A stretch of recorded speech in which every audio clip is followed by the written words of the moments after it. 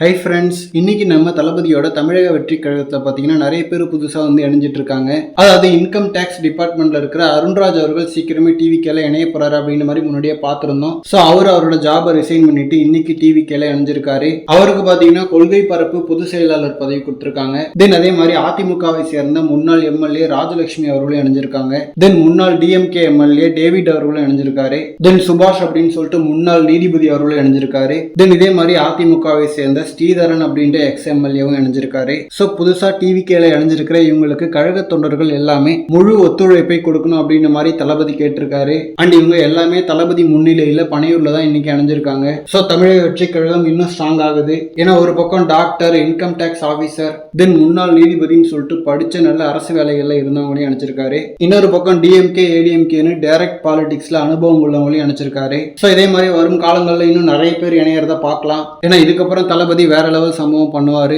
So அதை பார்த்து நம்பிக்கையில நிறைய பேர் தேடி வருவாங்க. அண்ட் இந்த மாதிரி மற்ற கட்சிகள் இருந்து இணையும் போது அவங்க மேல ஊழல் வழக்கு இருக்கா அப்படின்றத மட்டும் பார்த்து இணைக்கணும். ஹோப்ஃபுல்லி அந்த பேக்ரவுண்ட் செக் எல்லாம் பண்ணி தான் இணைச்சிருப்பாங்கன்ற நம்பிக்கை இருக்கு. ஓகே ஃப்ரெண்ட்ஸ், போக போக இன்னும் யாரெல்லாம் இணைய போறாங்க, டிவிக்கோட யாரெல்லாம் கூட்டணிக்கு வர போறாங்க அப்படின்றதெல்லாம் வெயிட் பண்ணி பார்க்கலாம். இனிமேல் தான் அரசியல் களமே சூடு பிடிக்க போகுது. ஓகே, இந்த மாதிரி தளபதி பார்த்தீங்கன்னா ஹாட்டான அப்டேட்ஸ்க்கு நம்ம விஜய் ஃபோர்ட் சேனலை சப்ஸ்கிரைப் பண்ணுங்க. தேங்க்யூ.